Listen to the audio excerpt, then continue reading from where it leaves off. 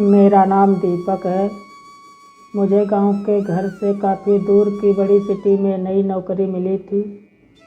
इस शहर में भाड़े का घर लेकर रहने लगा। पड़ोसी के तौर पर घर के सामने ही एक घर था जिसमें एक बुजुर्ग जोड़ा रहता था। दोनों बिल्कुल अकेले थे, मतलब ना कोई बेटा ना बेटी, ना नाती ना पोते, यानी कि संयुक्त परिवार नहीं था। मैं एक संयुक्त परिवार का सदस्य था, इसलिए मुझे अक्सर उनके बारे में विचार आते रहते थे। मुझे देखकर बुरा लगता है, इतनी उम्र होने के बाद भी उनकी देखभाल करने वाला कोई भी उनके साथ नहीं है। जब मैं सुबह ऑफिस के लिए निकलता था तो देखता था कि दादी जी अपने कपकपाते हुए हाथों से दादाजी को चाय देती थी। वैसे ही कपकपाते हाथों में कप लिए दादाजी चाय पीते थे। वहाँ पर रहते हुए कुछ दिन होने के बाद मुझे पता चला कि यह दोनों मिलजुल कर के धीरे धीरे घर के सारे काम करते थे। कोई भी उनसे जाकर बात नहीं करता। इतने दिनों में मैंने उनकी आवाज़ तक नहीं सुनी थी। जब मैं शाम को ऑफिस से घर आता था तब दोनों को घर के आंगन में बैठा पाता था। मैं उन दोनों के ही चेहरों पर थकान साफ साफ पढ़ पाता था।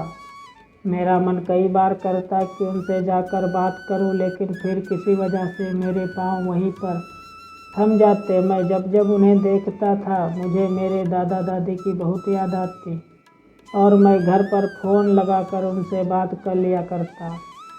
एक संडे जब मुझे ऑफिस में छुट्टी थी तो मैंने देखा दादी जी काम कर रही थी, लेकिन उन्हें रोज़ की अपेक्षा आज काम करने में कुछ ज़्यादा ही तकलीफ़ हो रही थी।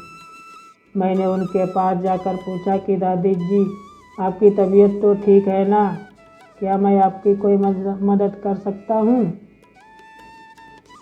उन्होंने प्रतिक्रिया नहीं दी। मैंने दोबारा उनसे पूछा, बताइए दादी जी, मैं क्या करूँ आपके लिए?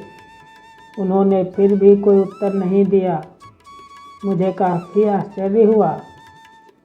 कुछ मिनटों बाद दादाजी वहाँ आए और वह भी कुछ नहीं बोले। मैंने ही बात को आगे बढ़ाते हुए कहा, मुझे लगता है कि दादी जी की तबीयत खराब है, इसलिए मैं यहाँ आया हूँ। मैं आपकी मदद करना चाहता हूँ। बताइए मैं कैसे आपकी मदद कर सकता हूँ? दादाजी इशारों से मुझसे बातें करने लगे। उन्होंने इशारों से मुझे बताया कि दादी जी सुन और बोल नहीं सकती। उन्होंने ये भी बताया कि वह खुद भी बोल नहीं सकते। वह सुन सकते हैं, मेरी बात समझ सकते हैं।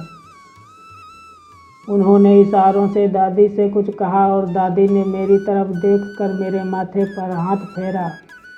मैं उन दोनों की तरफ देखते ही रहा और न जाने कब मेरे आंखों से आंसू बहने लगे।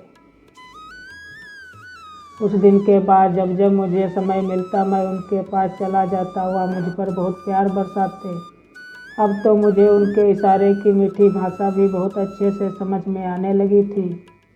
एक दिन मैंने दादाजी से पूछा कि वह अकेले क्यों रहते हैं, क्या उन्हें कोई औलाद नहीं है? दादाजी ने दादी को इशारे से समझाया कि मैंने उनसे क्या पूछा। फिर दोनों मेरा हाथ पकड़कर मुझे आंगन में ले आए और अपने आँखों के आंसू पोंछे और उंगली का इशारा करते हुए एक साइकिल मुझे दिखाई। साइकिल को देखकर मैं समझ गया कि उनके परिवार वाले उन्हें छोड़कर कहीं जा चुके हैं और अब उनके हिस्से में केवल यादें ही बची हैं। उन्हें रोता हुआ देखकर मैं भावुक हो गया और मैंने दोनों को गले से लगा लिया। उन्होंने मेरे ऊपर अपने सीने में सालों से बंद प्यार के बादलों से प्यार की इतनी बारिश कर दी कि मैं पूरी तरह उसमें भीग गया। दोस्तों, यह कहानी कैसे लगी कमेंट में ज़रूर बताना।